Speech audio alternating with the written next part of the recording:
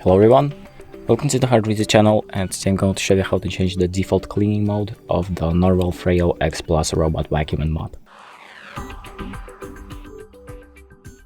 So if you want to change the default mode, for example, you want the default to be cleaning, vacuuming and mopping, or something else, what you're going to do is make sure that you've paired your device to the Narwal Freo app, and then click on Enter to Device homepage.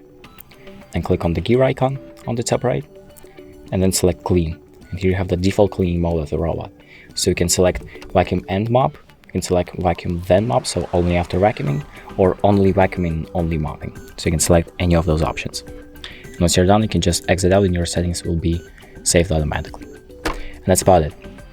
Thank you for watching. I hope this video helps, and make sure to like and subscribe.